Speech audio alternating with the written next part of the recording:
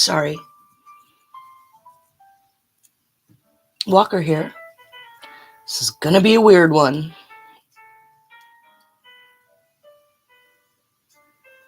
I can always tell when spirit's like, all right, go have a hot bowl of soup, an acai bowl, make yourself some hot tea.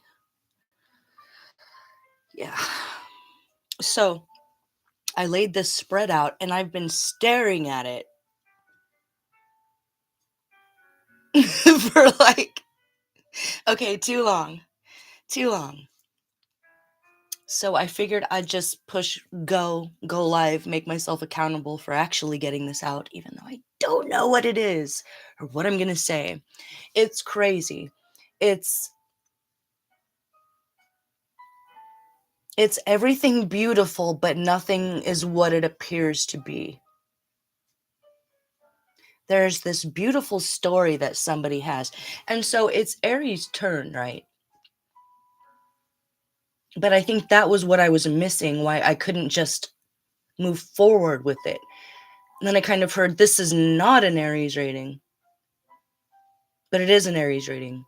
So are you dealing with an Aries, or does that have something to do with what we're about to talk about, which is that somebody that you love very, very much is not themselves anymore? Or it's going to be somebody coming back. Oh, let me burn the sage again. Yeah. Is someone coming back and something's different? And it ends up breaking your heart. So let's stop that before it happens. If you can separate the past from the present, you'll do really well when this person comes in, or this offer, an offer of love, an offer of marriage, where you're asked to make a decision. And it's like the love of your life, but it's not the love of your life. It's an offer of love, but it's not an offer of love. They're telling the truth, but they're not telling the truth. Let me show you these cards. It's like a riddle. It's like a little tricky riddle that's happening in your life that you're trying to work out, and it's not an easy thing. Or you have dealt with this in the past year, and it's caused you to just put your boundaries up, go in warrior mode. You're wounded, but you're a warrior, and you stand strong and tall through it all. There's a broken heart here, and it comes from someone who's your soulmate, but who isn't your soulmate. Do you see why I'm confused? Oh my God, hold on.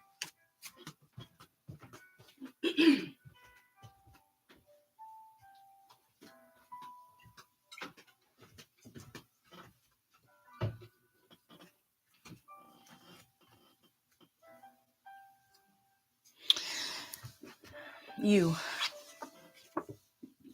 The situation that you're dealing with. So, I don't think I ever noticed that before in this. And if anyone sees this and anything jumps out to you in the symbolism or anything you see, go with that. So you're in love. You found your knight in shining armor, or you want to be that for someone. Or this was you young in love, and this was someone that you fell in love with very young. It didn't work out for whatever reason. And now suddenly they're back. Like your high school sweetheart, and you got separated. Oh, my throat's closing up. Hold on. Oh my God.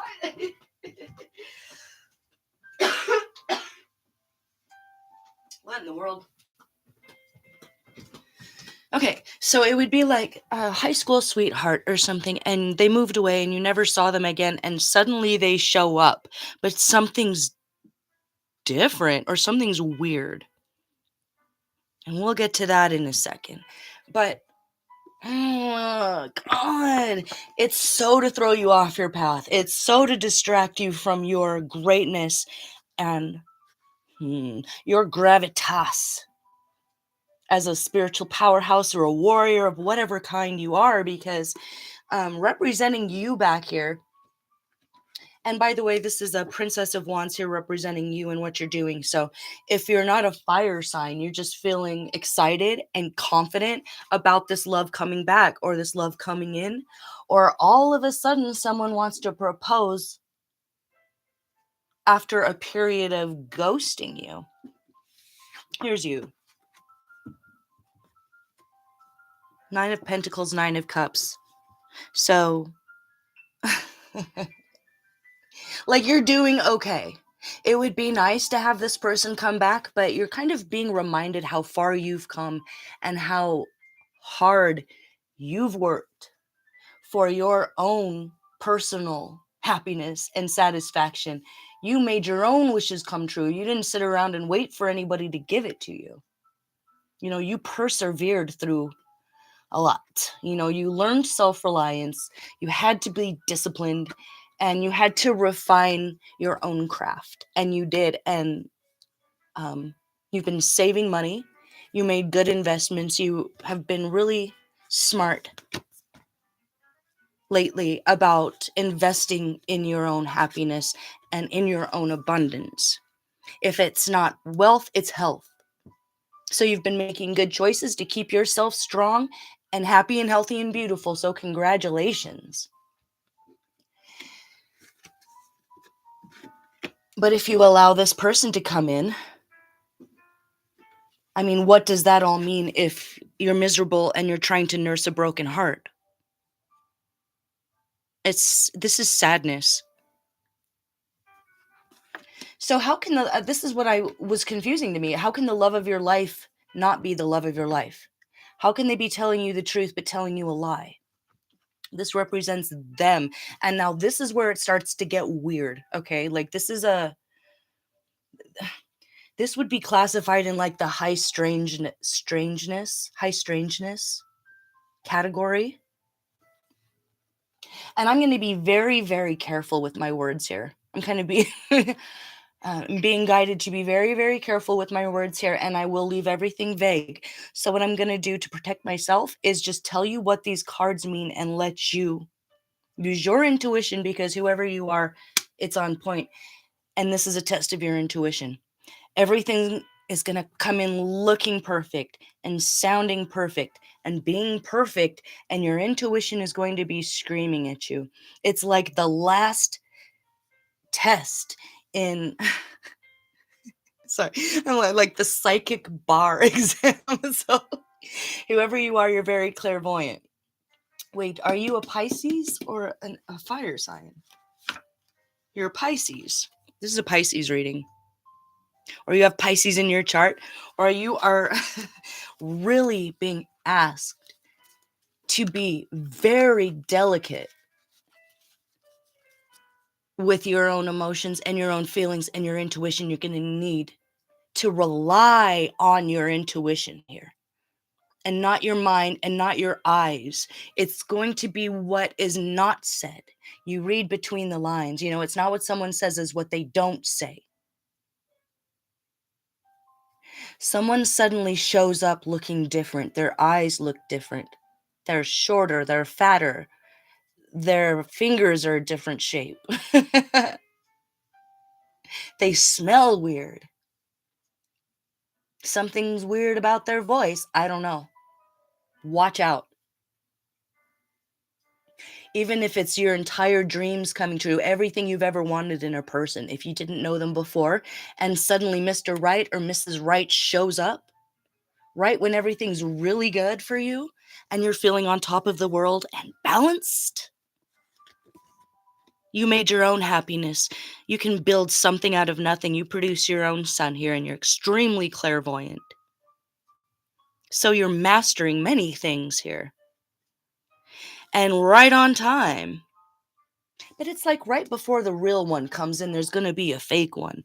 And it's going to be based on or copied from or mimicking your first true love or your first true crush or that one that got away and suddenly they show up, but something's not right. Here we go. Well, that got knocked right on over. They want to work with you.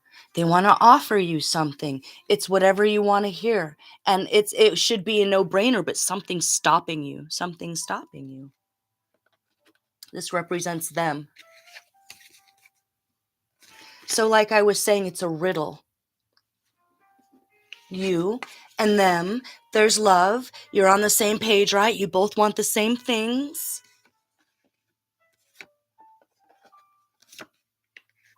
Truth in reverse. The potential for a really good idea. If that was really them, it would be, but it's not. Okay, I'm gonna be very careful here.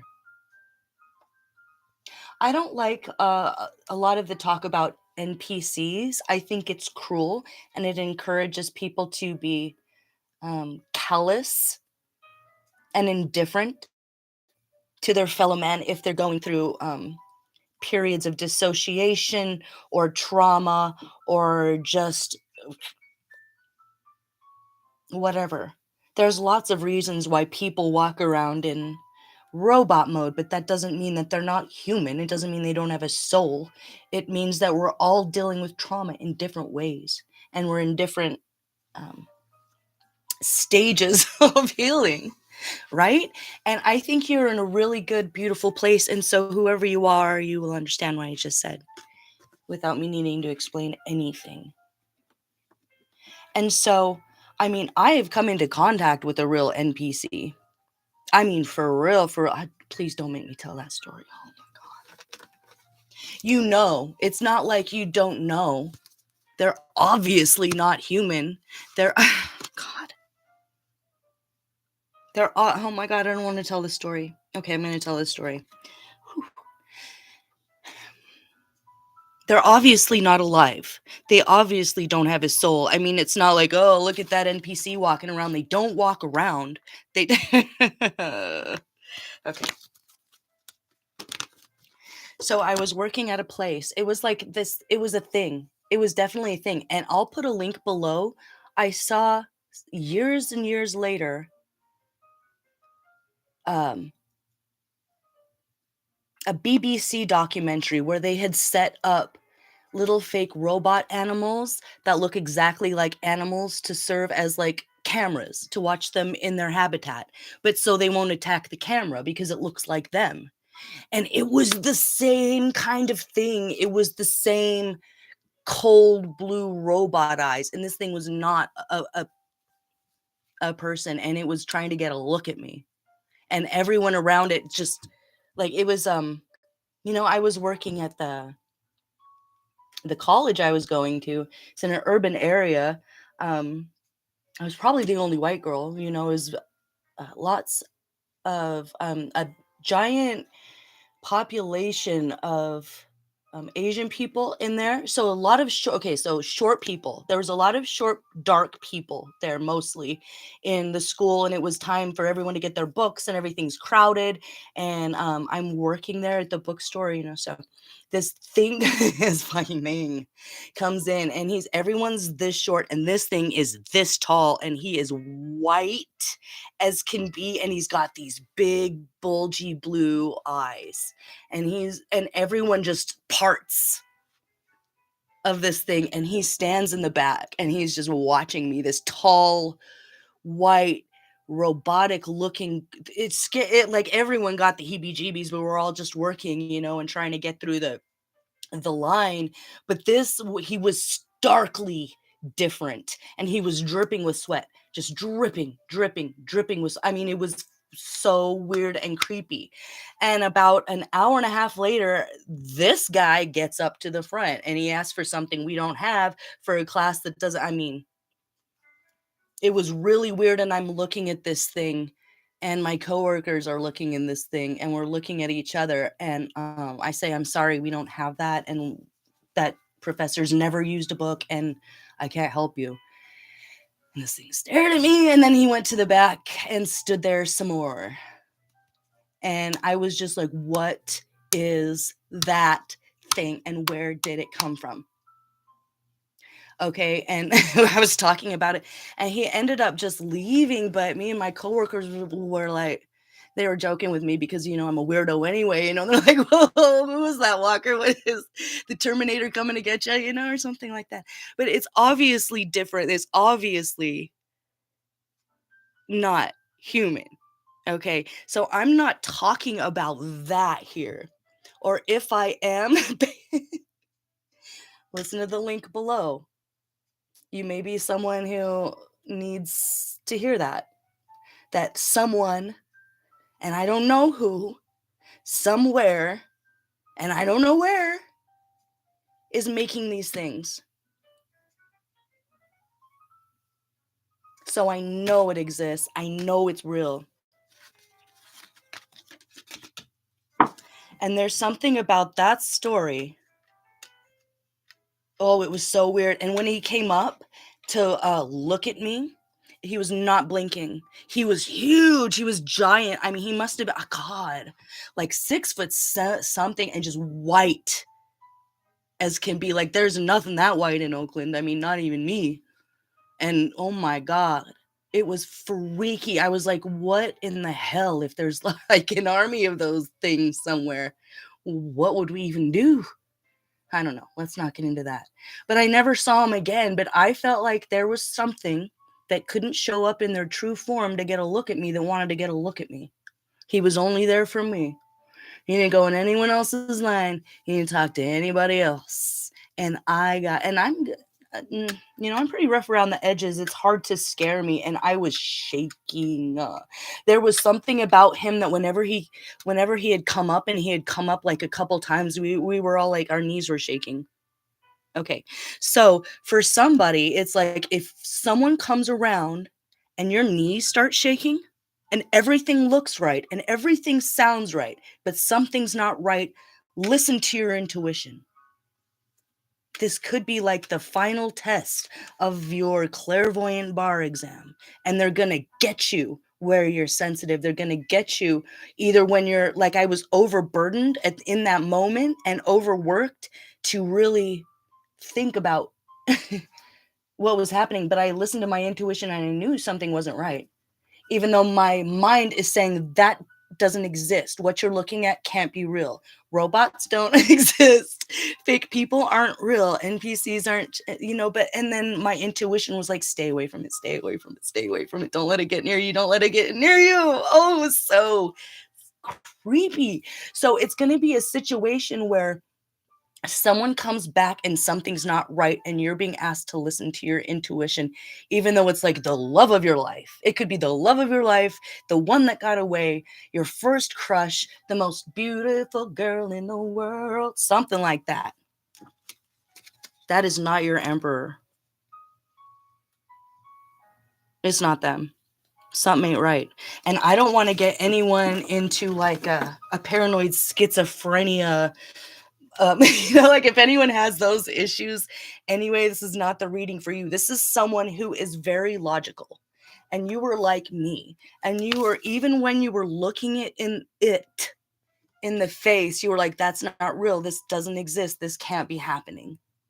And now that I look back on it, and I talked about it with one of my coworkers, and she still makes fun of me for it. Like, who was that, and who's coming for you, Walker? You know what I mean? Because she's like, maybe you should go out the back,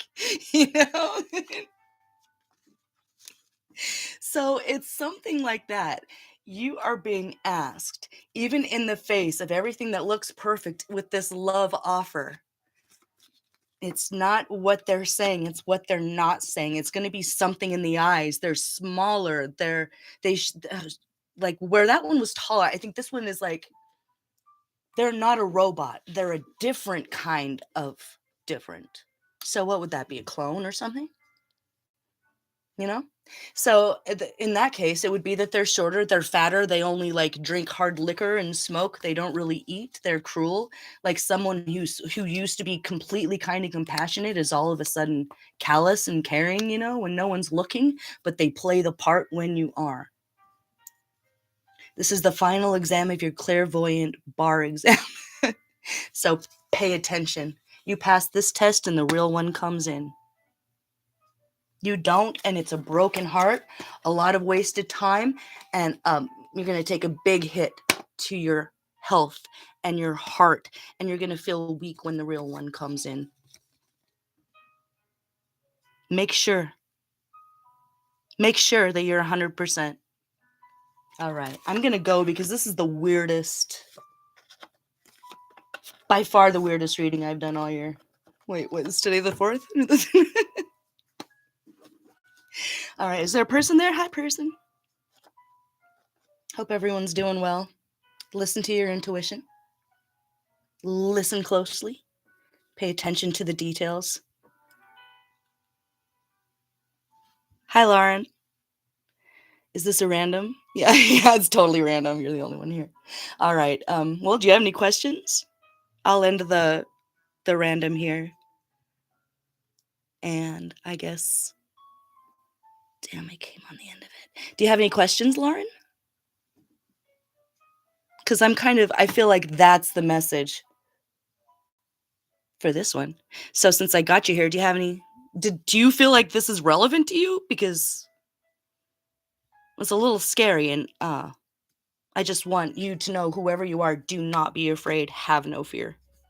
Okay? Have no fear. You got this. You have training for this, whatever that means to you. By the way, 2 9s here. Like I was saying, I've been trying to learn more about numbers because I have a number dyslexia learning disability. So I've been studying the actual numbers and what they mean in the tarot this year. And 9s are all about, it reflects in, after a period of isolation, heightened awareness for you. So it's almost like there was this gift where you had to be alone, but it was because it was going to heighten your awareness for this final little test from the universe. So no fear. Hang on to that self-reliance. You've been working hard for your personal freedom and your financial independence. Don't lose it over a mirage. Okay. Okay. All right, Lauren. Hey, shout out to you. I hope everything goes well. This is definitely a high strangeness category, weird one, but no fear. All right. Love you guys. See you for the next one. Bye-bye.